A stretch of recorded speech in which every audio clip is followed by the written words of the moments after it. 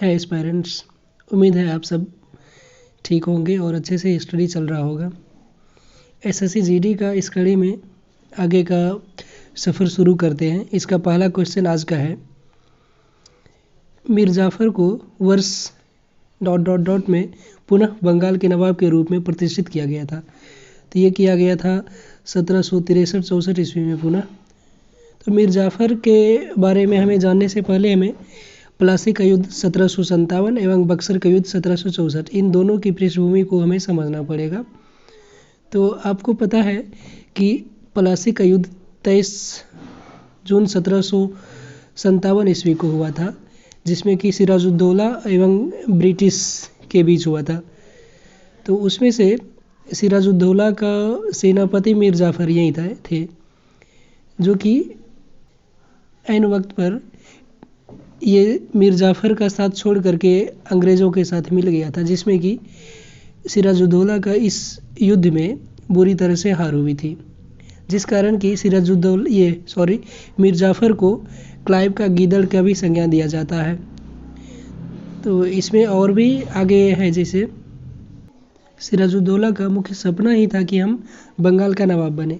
तो 1757 ईस्वी में जब सिराजुद्दौला प्लासी का युद्ध हारा था, तो उस समय भी अंग्रेज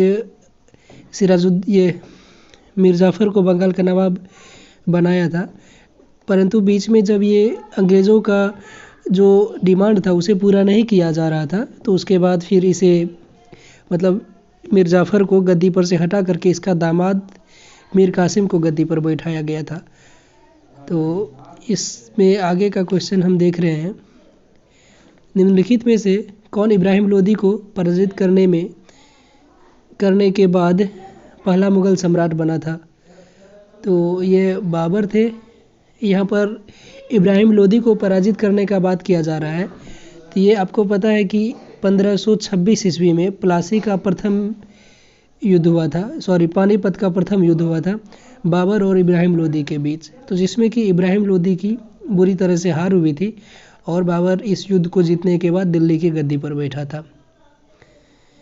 आगे का क्वेश्चन है, शरियतुल्लाह खान अंग्रेज़ों के खिलाफ ...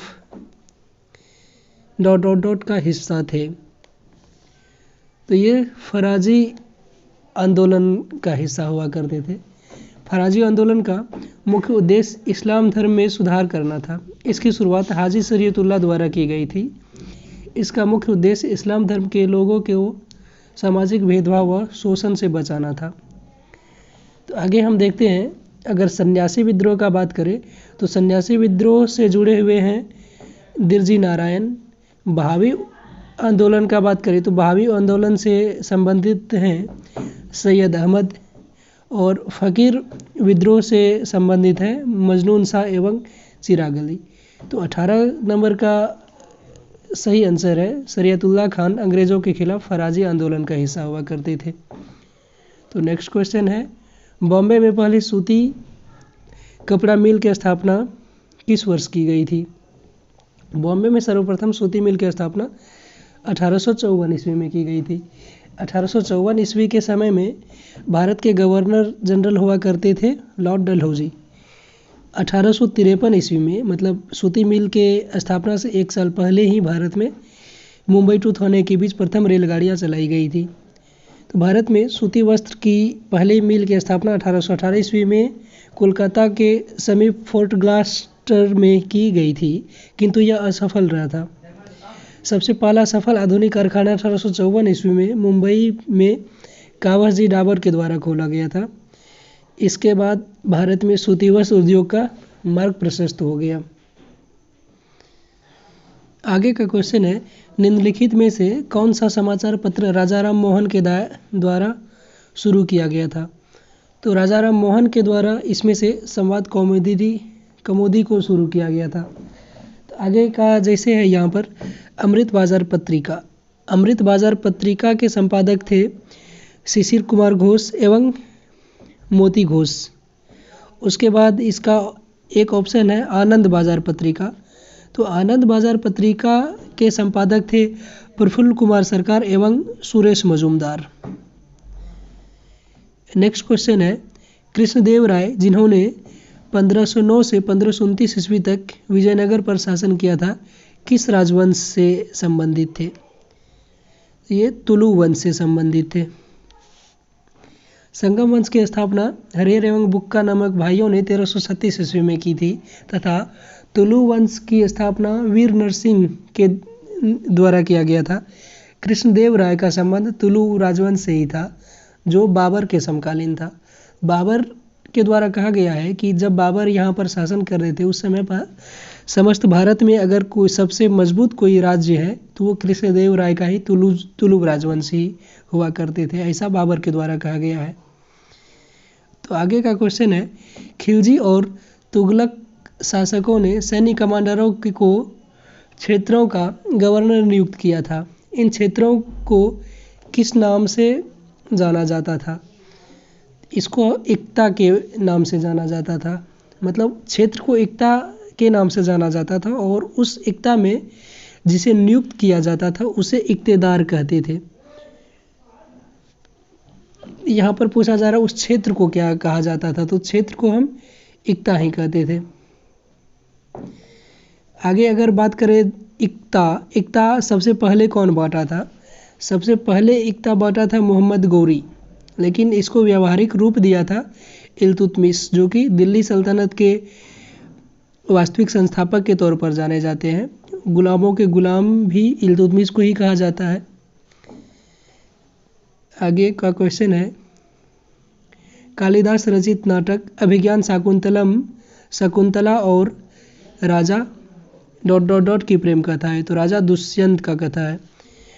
तो जनरली कालिदास का जो भी नाटक है वो प्रेम विरह पर आधारित है। इसमें से और भी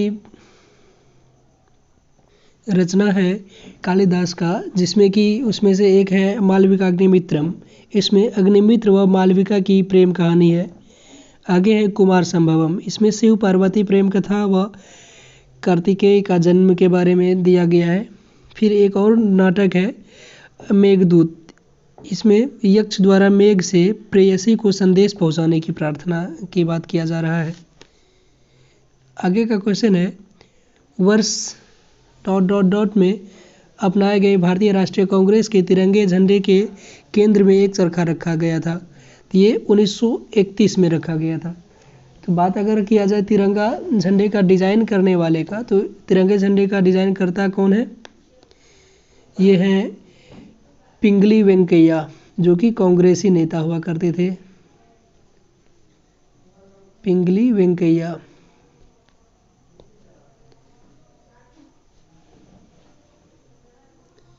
अगर बात किया जाए कि भारतीय राष्ट्रीय तिरंगे की लंबाई और चौड़ाई का अनुपात क्या होता है, तो ये 3:2 में होता है। इसे 22 जुलाई 1947 ईस्वी को अपनाया गया था भारतीय संविधान में। आगे का क्वेश्चन है, गांधी जी ने वर्ष ... में अहमदाबाद में सूती मिल श्रमिकों के साथ लेकर एक सत्याग्रह का आयोजन किया था। ये किया गया था कब? अहमदाबाद में सूती मिल श्रमिकों के साथ सत्याग्रह 1918 ईस्वी में किया गया था।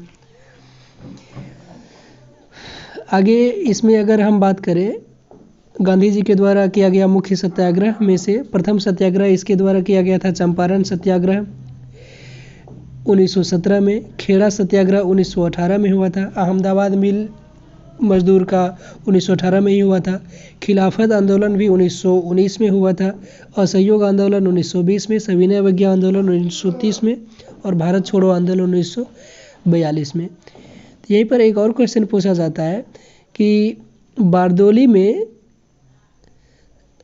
वल्लभ भाई पटेल को सरदार की उपाधि दिया गया था। ये बारदोली सत्याग्रह 1928 में हुआ था, जिसमें कि बारदोली की महिलाओं के द्वारा वल्लभ भाई पटेल को सरदार की उपाधि दिया गया था। नेक्स्ट क्वेश्चन है ...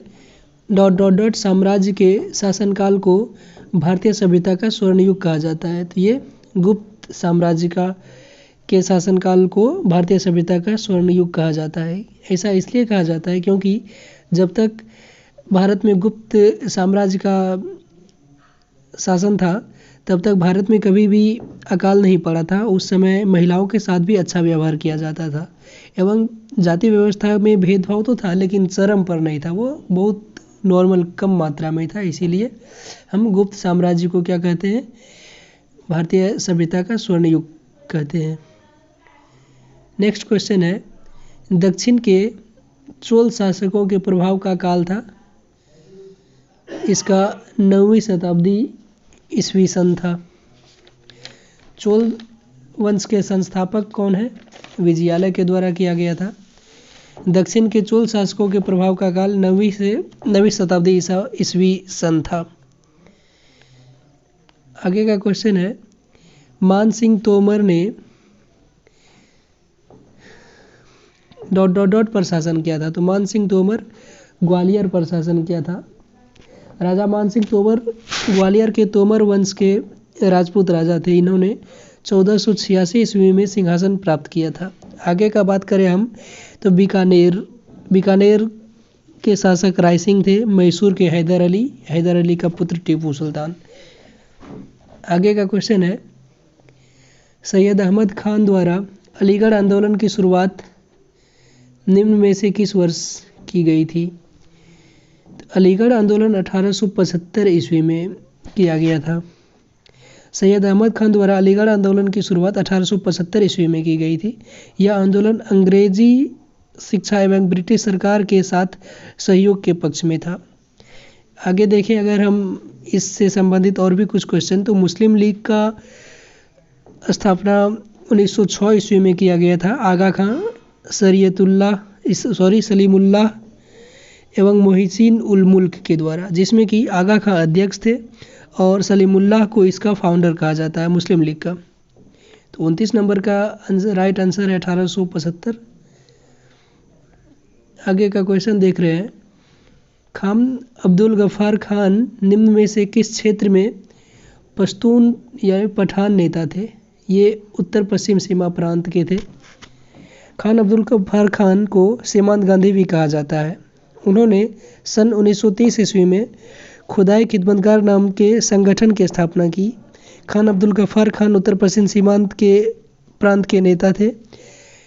इसके जो संगठन के लोग थे वो लाल कुर्ती धारण करते थे, इसीलिए खान अब्दुल गफ्फार खान को के संगठन में जो लोग थे उसको लाल कुर्ती आंदोलन के नाम से भी इसे हम जानते हैं। आगे का क्वेश्चन है, निम्नलिखित में से कौन सा 16 महाजनपद में से एक नहीं था? इसमें हम देखेंगे तो कामरूप 16 महाजनपद में से एक नहीं था। तो 16 महाजनपद हैं कौन कौन? तो पहले उन 16 के बारे में एक बार हम जान ले रहे हैं। अंग, मगध, काशी, वत्स, वज्जी, कौशल, अवंती, मल्ल, पंचाल, चेदी, कुरु, मत्स्य, कंबोज, सूरसेन, अस्मक एवं गंधार। ये टोटल 16 महाजनपद थे। और मगध महाजनपद उस समय का सबसे शक्तिशाली महाजनपद हुआ करता था।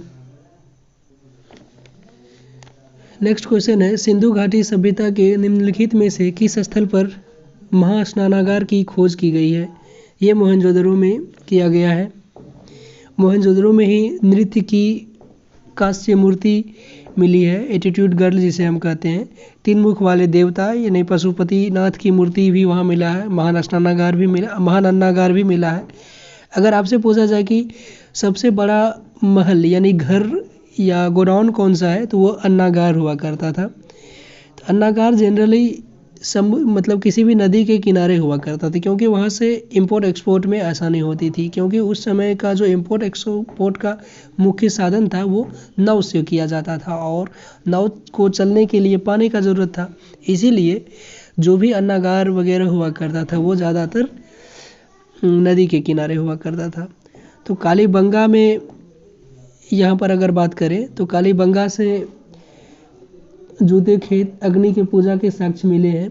और लोथल का बात करें तो लोथल में चावल का प्रथम साक्ष्य मिला है। लोथल गुजरात में है, जो कि प्राचीन भारत में लोथल सबसे बड़ा बंदरगाह भी हुआ करता था।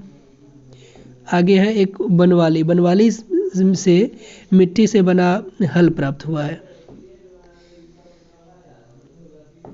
आगे का क्वेश्चन है, अपने 5 वर्षीय पुत्र वीर नारायण की ओर से शासन करने वाली रानी दुर्गावती किस जनजाति से संबंधित थी? ये गोंड जनजाति से थी। वर्तमान समय में भी अगर बात करें तो भारत का सबसे बड़ी जनजाति है गोंडी, जो कि मध्य प्रदेश में ज़्यादातर पाया जाता है। आगे का क्वेश्चन है, मुगल सम्राट शाह आलम द्वितीय ने ईस्ट इंडिया कंपनी को बंगाल प्रांत का दीवान किस वर्ष नियुक्त किया था? ये 1765 ईस्वी में नियुक्त किया था। ये 1764 ईस्वी का जो बक्सर का युद्ध था, इसमें से भारत का 3 संयुक्त सेना जो हारे थे, जिसमें कि सुजाउद्दौला बंगाल के नवाब थे और शाह आलम द्वितीय और मीर कासिम, इन तीनों का संयुक्त सेना अंग्रेज के सेनापति उस समय हेक्टर मुनरो हुआ करते थे, उसके साथ युद्ध में इन तीनों का समस्त सेना हार गया था, जिसमें कि अंग्रेज़ों के द्वारा कुछ शर्तें रखी गई थी, जिसे कि भारतीय शासकों के द्वारा मानना अनिवार्य था। उसमें से इलाहाबाद की प्रथम संधि हुई थी 12 अगस्त 1765 ईस्वी को, जिसमें कि शाह आलम द्वितीय के साथ इलाहाबाद की प्रथम संधि हुई थी, और इस संधि के तहत शाह आलम द्वितीय से अंग्रेज़ बिहार, बंगाल एवं उड़ीसा की दीवानी प्राप्त हुई थी, जिसमें कि बिहार का दीवानी ईस्ट इंडिया कंपनी के द्वारा नियुक्त किया गया था सीताब राय को, बंगाल का मोहम्मद रजा खां को एवं उड़ीसा का दीवान राय दुर्लभ को नियुक्त किया गया था। आगे का क्वेश्चन है, बाबर ने निम्न में से किस वर्ष में दिल्ली के सुल्तान को हराकर दिल्ली और आगरा पर कब्जा कर लिया था? ये 1526 ईस्वी में पानीपत का प्रथम युद्ध का बात हो रहा है। 1526 ईस्वी में पानीपत का प्रथम युद्ध बाबर और इब्राहिम लोदी के बीच हुआ था, जिसमें कि बाबर की विजय हुई, इब्राहिम लोदी हारे थे। तो बाबर टोटल 5 वर्ष तक भारत में शासन किए। उन 5 वर्ष में लगातार प्रथम 4 वर्ष से उसे युद्ध करना पड़ा था। तो बाबर का प्रथम युद्ध इंडिया में था पानीपत का प्रथम युद्ध 1526 ईस्वी में, दूसरा युद्ध खानवा का युद्ध 1527 ईस्वी में बाबर और राणा सांगा के बीच हुआ था, तीसरा युद्ध था चंदेरी का युद्ध 1528 ईस्वी में मेदिनी राय के बीच हुआ था, और चौथा युद्ध घाघरा का युद्ध 1529 ईस्वी में अफगान एवं बाबर के बीच हुआ था। ये चारों युद्ध बाबर ही जीते थे। आगे का क्वेश्चन है, मौर्य साम्राज्य में तीर्थयात्रियों पर लगाए जाने वाले कर का नाम क्या था? ये था यात्रा वेतन नामक कर लगाया जाता था। मौर्य राजवंश ने 137 वर्षों तक भारत पर शासन किया। चाणक्य यानी चंद्रगुप्त मौर्य के दरबार में मंत्री थे। उन्होंने अर्थशास्त्र पुस्तक की रचना की थी। अर्थशास्त्र सुनने से इकोनॉमिक्स से रिलेटेड लगता है, लेकिन अर्थशास्त्र राजनीति से जुड़ा हुआ था, यानी पॉलिटिक्स से जुड़ा हुआ था। उस समय का राजतंत्र कैसा था, कैसे राजा अपने राज्य को चलाते थे, इन सब चीज़ों का वर्णन किया गया है अर्थशास्त्र में। तो मौर्य वंश के संस्थापक के तौर पर हम चंद्रगुप्त मौर्य को जानते हैं, और बृहद्रथ मौर्य वंश के अंतिम शासक हुए हैं। आगे का क्वेश्चन है, अलाउद्दीन खिलजी द्वारा लगाया गया खराज कर किसान की उपज के लगभग कितने प्रतिशत का हिस्सा था? ये 50% लगाया जाता था। 50% के आसपास टैक्स वसूला जाता था। अलाउद्दीन खिलजी दिल्ली सल्तनत के खिलजी राजवंश का दूसरा शासक था। उसका साम्राज्य अफगानिस्तान से लेकर उत्तर भारत तक फैला था। अलाउद्दीन खिलजी ने सेना में नकद वेतन व अस्थायी सेना की नींव रखी एवं भू राजस्व की दर बढ़ाकर उपज का 50% यानी 1/2 कर दिया गया था। और अलाउद्दीन खिलजी ही दाग एवं हुलिया प्रथा को भी व्यवस्थित किया था। तो उसके जो घोड़ा हुआ करते थे, घोड़ों को दाग करके अपने घोड़ी की पहचान दिया करते थे, और हुलिया कहें तो ड्रेस कोड, यूनिफॉर्म कोड जो था उस पर उसका ये है। आगे का क्वेश्चन है, भारतीय राष्ट्रीय कांग्रेस के पहले अधिवेशन का आयोजन मुंबई तत्कालीन बम्बई में व्योमेश चंद्र बनर्जी की अध्यक्षता में कब किया गया था? ये किया गया था दिसंबर 1885 ईस्वी को। ये 28 दिसंबर 1885 ईस्वी को किया गया था। इसमें अगर हम और जानें कांग्रेस की स्थापना ब्रिटिश राज में 28 दिसंबर 1885 ईस्वी को हुई थी। इसके संस्थापक सदस्यों में ए ह्यूम जो कि इसके सचिव हुआ करते थे और दादा भाई नौरोजी भी शामिल थे। और अगर हम द्वितीय अधिवेशन की बात करें 1886 ईस्वी में कलकत्ता में हुआ था और इसकी अध्यक्षता दादा भाई नौरोजी के द्वारा किया गया था। तृतीय अधिवेशन 1887 ईस्वी में मद्रास में किया गया था। इसके अध्यक्ष बदरुद्दीन तैयब जी थे। चतुर्थ अधिवेशन 1888 ईस्वी में इलाहाबाद में किया गया था। इसके अध्यक्ष जॉर्ज यूल थे। नेक्स्ट क्वेश्चन, निम्नलिखित में से कौन सा शब्द भारत में मंदिर स्थापत्य कला से संबंधित नहीं है? तो ऊर्ध्वाकार जो है ये वर्ड मंदिर स्थापत्य कला से संबंधित नहीं है। बाकी द्रविड़, वेसर और नागर शैली के मंदिर पाए जाते हैं भारत में। आगे का क्वेश्चन है, हड़प्पाकालीन स्थल रंगपुर भारत के किस वर्तमान राज्य में स्थित है? तो रंगपुर का बात कर रहा है तो रंगपुर वर्तमान गुजरात में है। गुजरात में ही लोथल पड़ता है जो कि उस समय का प्राचीन भारत का सबसे बड़ा बंदरगाह हुआ करता था। अगर बात करें इसमें राजस्थान में तो राजस्थान में कालीबंगन मिलता है, हरियाणा में बनवाली और फिर गुजरात में धोलावीरा पाया जाता है। धोलावीरा ये जगह है। नेक्स्ट क्वेश्चन है, 1919 में जलियांवाला बाग हत्याकांड कहाँ हुआ था?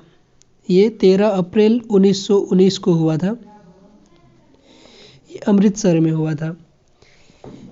तो जनरल ओ डायर आदेश किए थे और फिर जनरल आर डायर के द्वारा काफ़ी बर्बरतापूर्वक यहाँ के इसमें जो मीटिंग में बैठे लोग थे उस पर काफ़ी ज़्यादा गोलियां चली थी जिसमें कि हज़ारों लोगों की मृत्यु हुई थी। इसमें ये जो मीटिंग बैठा था इसका मुख्य उद्देश्य था डॉक्टर सत्यपाल और सैफुद्दीन किचलू की गिरफ्तारी के विरोध में हो रही जनसभा पर जनरल डायर ने अंधाधुंध गोलियां चलाई। इस हत्याकांड विरोध में गांधी जी ने केसर-ए-हिंद, जमनालाल बजाल ने राय बहादुर एवं टैगोर यानी रविंद्रनाथ टैगोर ने सर की उपाधि वापस लौटा दी थी। तो जनरल डायर जो कि यहाँ पर गोली चलाए थे 1940 ईस्वी में, इसका बदला लेने के लिए उधम सिंह ब्रिटेन जाकर के उन्हें वहाँ पर गोली मार दिया था। तो नेक्स्ट क्वेश्चन है, हौज सुल्तानी एक बड़ा जलाशय था जिसका निर्माण दिल्ली के बाहर निम्न में से किसके द्वारा किया गया था? तो हौज सुल्तानी का स्थापना सुल्तान इल्तुतमिश के द्वारा किया गया था। ऑप्शन नंबर डी इसका सही है। इल्तुतमिश को ही हम कहते हैं गुलामों का गुलाम, जिसे हम दिल्ली का वास्तविक संस्थापक कहते हैं।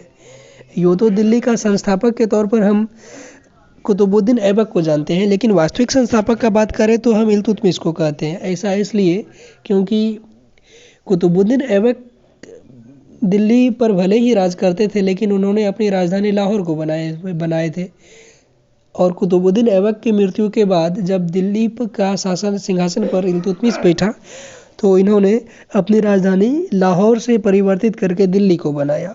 तो दिल्ली को जो लाहौर राजधानी बनाया, इसीलिए हम इल्तुतमिश को दिल्ली सल्तनत का वास्तविक संस्थापक के तौर पर जानते हैं। नेक्स्ट क्वेश्चन है, दारा शिकोह के पिता का नाम क्या था? दारा शिकोह के पिता का नाम शाहजहां था।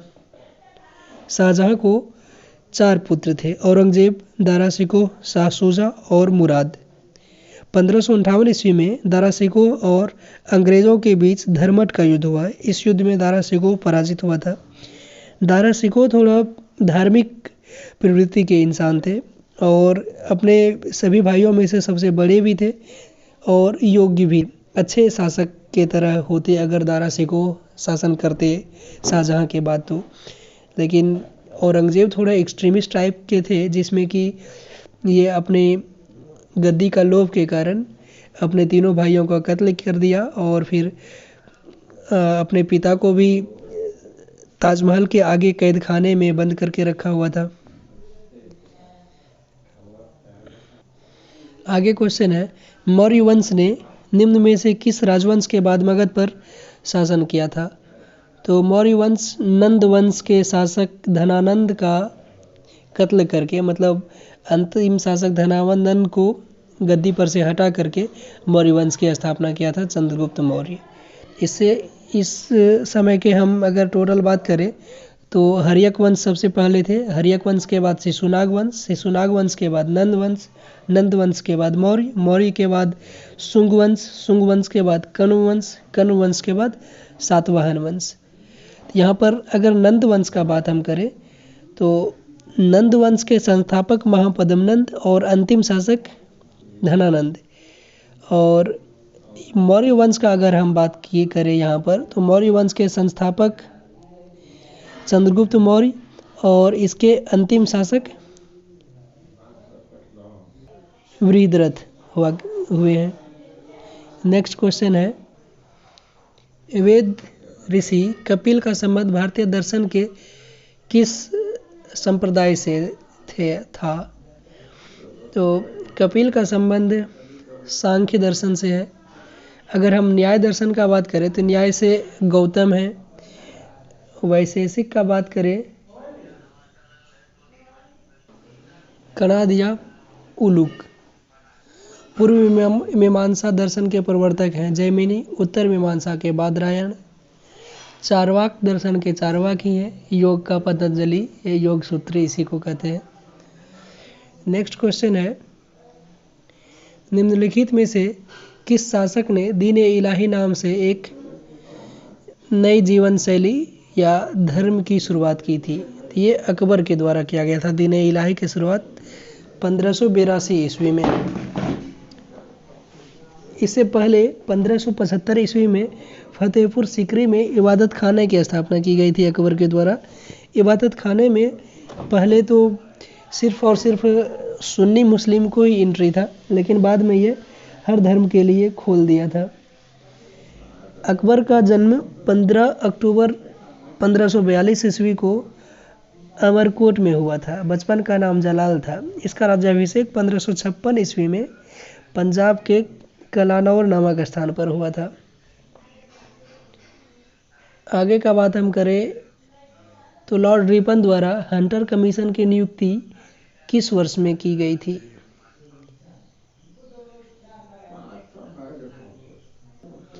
ये 1882 ईस्वी में किया गया था। लॉर्ड रिपन द्वारा हंटर कमीशन की नियुक्ति सन 1882 ईस्वी में की गई थी। इस कमीशन का वास्तविक नाम भारतीय शिक्षा आयोग था। विलियम हंटर की अध्यक्षता के कारण इसका नाम हंटर कमीशन पड़ा। इसके आगे हम और भी इसके बारे में कुछ बिंदु का अगर जाने तो रिपन द्वारा 1881 ईस्वी में प्रथम कारखाना अधिनियम लाया गया। 1882 ईस्वी में इसी के कार्यकाल में, यानी कि रिपन के कार्यकाल में, वर्नाक्यूलर प्रेस एक्ट को समाप्त कर दिया गया था। आगे का क्वेश्चन का अगर हम बात करें, मुगल बादशाह अकबर की मृत्यु निम्नलिखित में से किस वर्ष हुई थी? तो अकबर की मृत्यु 1605 ईस्वी में हुई थी। और जन्म अभी जस्ट हम बताएं 15 अक्टूबर 1542 ईस्वी को हुआ और इसका राज्याभिषेक 1556 ईस्वी में हुई थी। नेक्स्ट क्वेश्चन है,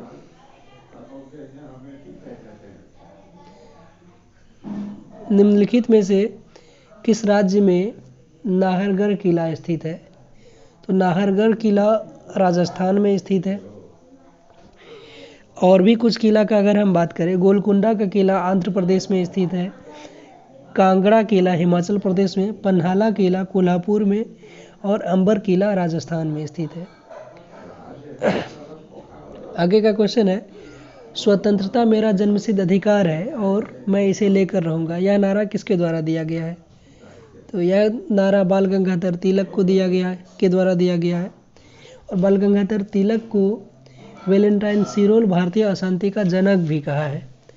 तो कुछ और इम्पोर्टेंट नारा है जैसे कि जय हिंद सुभाष चंद्र बोस के द्वारा दिया गया है, वेदों की ओर लौटो दयानंद सरस्वती के द्वारा, मारो फिरंगी को मंगल पांडे के द्वारा, संपूर्ण क्रांति का नारा जयप्रकाश नारायण के द्वारा दिया गया है। 1857 की क्रांति में प्रथम शहीद मंगल पांडे ही हुए हैं। आगे का क्वेश्चन है, निम्नलिखित में से कौन सी पुस्तक मेगास्थनीज के द्वारा लिखी गई है? तो इंडिका के लेखक मेगास्थनीज हैं और मेगास्थनीज चंद्रगुप्त मौर्य के दरबार में आए थे। और भी उसमें से कुछ पुस्तक है जैसे कि नेचुरल हिस्ट्री के लेखक प्लिनी हैं। अर्थशास्त्र के लेखक चाणक्य हैं। पेरिप्लस ऑफ द एरिथ्रियन सी पुस्तक के लेखक हैं William H scoff. Next question है, पानीपत की तीसरी लड़ाई कब लड़ी गई थी? ये 14 जनवरी 1761 को लड़ी गई थी अहमद शाह अब्दाली और मराठा सेना सदाशिवराव भाऊ के बीच। इसमें मराठों की बुरी तरह से हार हुई थी। पानीपत में टोटल 3 लड़ाई हुई है। पानीपत की प्रथम लड़ाई 1526 ईस्वी बाबर और इब्राहिम लोदी के बीच। पानीपत की द्वितीय लड़ाई 1526 ईस्वी अकबर और हेमू के बीच। और पानीपत की तृतीय लड़ाई 14 जनवरी 1761। और भी कुछ युद्ध है जैसे कि प्लासी का युद्ध 1757 ईस्वी, बक्सर का युद्ध 1764 ईस्वी। इसमें से कुछ क्वेश्चन बार बार रिपीट हो रहा है, तो आप सब इसके लिए परेशान न हो कि बार बार एक ही क्वेश्चन आ रहा है। तो इससे है क्या कि बार बार सुनने से आपको चीज़ें याद रहेंगी। आगे का क्वेश्चन है, स्थापत्य कला की एक शैली है जिसमें नागर और द्रविड़ शैली के तत्वों का समावेश है। यह वेसर शैली में है। ऐसा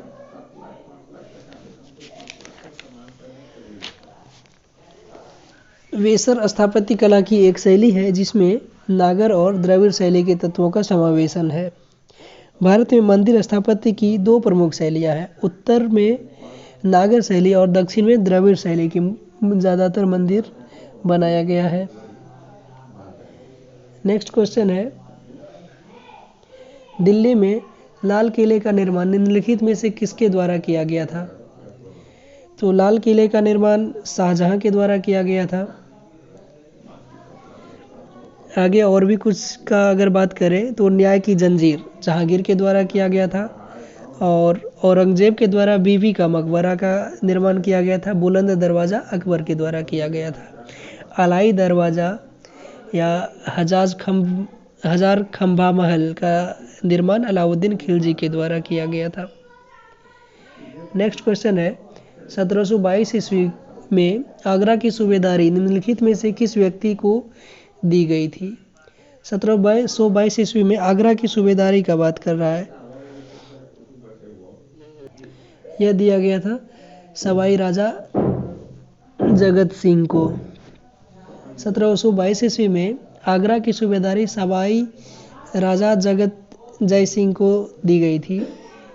जय सिंह ने मुगल साम्राज्य के एक जागीरदार के रूप में कार्य किया। मुगल सम्राट औरंगजेब द्वारा इन्हें सवाई की उपाधि दी गई थी। आगरा शहर की स्थापना 1504 ईस्वी में सिकंदर लोदी के द्वारा किया गया था और इसने अपनी राजधानी दिल्ली से स्थानांतरित करके आगरा लाया था। नेक्स्ट क्वेश्चन है, निम्नलिखित व्यक्तियों में से कौन 1870 ईस्वी में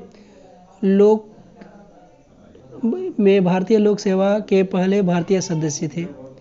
यह थे सत्येंद्रनाथ टैगोर। 1870 ईस्वी में भारत के लोक सेवा के पहले भारतीय सदस्य सत्येंद्रनाथ टैगोर थे। ये गुरुदेव रविंद्रनाथ टैगोर के बड़े भाई थे। वारन हेस्टिंग्स ने सिविल सेवा की नींव रखी। कॉर्नवालिस ने आधुनिकीकरण किया। कॉर्नवालिस को ही भारतीय सिविल सेवा के जनक के रूप में जाना जाता है। आगे क्वेश्चन है, 1920 ईस्वी के दशक की शुरुआत में एक उग्रवादी गुरिल्ला आंदोलन आंध्र प्रदेश की ...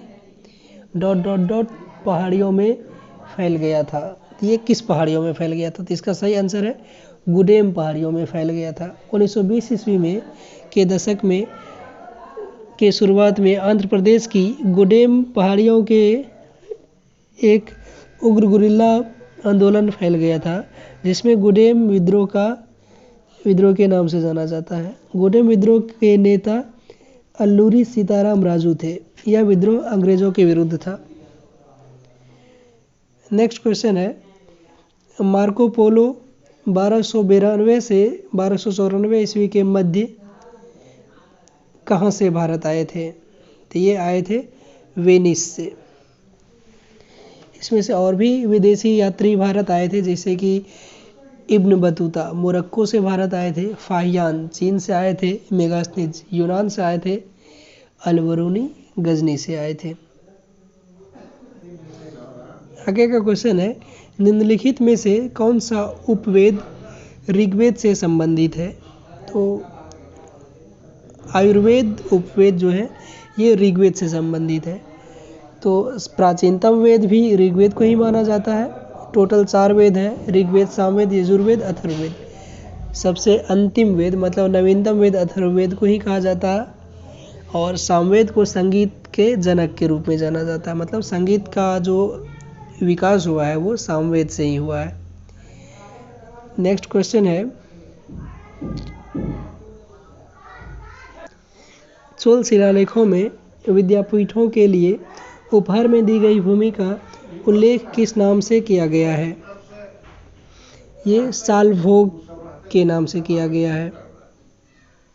सालभोग शब्द चोल शिलालेखों में विद्यापीठों के लिए उपहार में दी गई भूमि के लिए प्रयुक्त किया गया है। आगे का जैसे और भी कुछ है इस तरह का शब्द, जिसमें कि तिरुनमट्टकनी ये मंदिर को उपहार में दी गई भूमि के लिए है। वेलनवगाई गैर ब्राह्मण किसानों स्वामी की भूमि है। पल्ली छंदम जैन संस्थाओं को दान में दी गई भूमि है। आगे का क्वेश्चन है, दिलवाड़ा और जगरा पर्वत चोटियाँ निम्नलिखित में से किस राज्य में स्थित है? तो ये राजस्थान में स्थित है। दिलवाड़ा और जरगा पर्वत चोटियाँ राजस्थान में स्थित है। दिलवाड़ा में ही प्रसिद्ध जैन मंदिर स्थित है। आगे अगर हम देखें कुछ पहाड़ियाँ के बारे में, तो मांडव पहाड़ियाँ गुजरात में है, सद्भावना शिखर मध्य प्रदेश में है, जगरा तो राजस्थान में है। आगे का क्वेश्चन है, 712 ईस्वी में भारत पर हुए अरब आक्रमण का नेतृत्व किसने किया था? ये मोहम्मद बिन कासिम किया था। तो मोहम्मद बिन कासिम ही भारत पर सर्वप्रथम सफल मुस्लिम आक्रमणकारी हुए हैं, जो कि एक ही बार आक्रमण किए हैं। और सर्वप्रथम जजिया कर भारत में मोहम्मद बिन कासिम के ही द्वारा वसूल किया गया है। और जब मोहम्मद बिन कासिम भारत पर आक्रमण किया हुआ था, उस समय सिंध के राजा दाहिर हुआ करते थे। नेक्स्ट क्वेश्चन है, बाल गंगाधर तिलक को वैलेंटाइन सिरोल द्वारा ... के रूप में वर्णित किया गया है। इसका जस्ट चर्चा हम किए हैं पहले भी, तो आप लोग इसका आंसर हो सकता है तो कमेंट में भी दीजिए। ऐसे इसको भारतीय अशांति के जनक के रूप में ये वैलेंटाइन सिरोल कहा है। वयोवृद्ध पुरुष किसे कहा गया है? वयोवृद्ध पुरुष से दादाभाई नौरोजी को कहा जाता है। नेक्स्ट क्वेश्चन है, बंगाल की दीवानी किस वर्ष ईस्ट इंडिया कंपनी को हस्तांतरित हुई थी? ये क्वेश्चन सेम पीछे वाले से ही के ही जैसा है। ये 1765 ईस्वी में मिला था। आज का क्वेश्चन इतना ही है आप सबके लिए। और आप सब इसको अगर बहुत स्लो हम यहाँ पर कर रहे हैं तो आप लोग इसको फास्ट करके भी सुन सकते हैं। बाकी और भी इसमें कुछ चीज़ स्किप हम करते हुए जा रहे हैं। अगर आपको लगता है कि और भी ज़्यादा एक्सप्लेन किया जाए तो आप लोग कमेंट में लिखें और हमें बताएं कि और आप किस किस टाइप से एक्सप्लेन चाहते हैं। क्या आप प्रत्येक क्वेश्चन में जो 4 ऑप्शंस हैं, क्या वो मैं चारों ऑप्शन को भी एक्सप्लेन में लाऊं या इतना ठीक है? अगर आपको लगता है कि वो चारों ऑप्शंस को भी लाऊं एक्सप्लेन में, कि वो ऑप्शन का क्या आंसर क्वेश्चन हो सकता है उसके लिए, तो मैं आगे उस पर भी उस टाइप से वीडियो बनाऊंगा। तो आप लोग का जो भी सलाह होगा वो मेरे लिए एक आदेश के तौर पर होगा और आप लोग इसे ज़रूर करें। और इसका अगर आप लोग चाहते हैं PDF लेने के लिए तो मैं इसके डिस्क्रिप्शन में टेलीग्राम लिंक में दे दूंगा और उसमें इसका PDF आपको मिल जाएगा। धन्यवाद।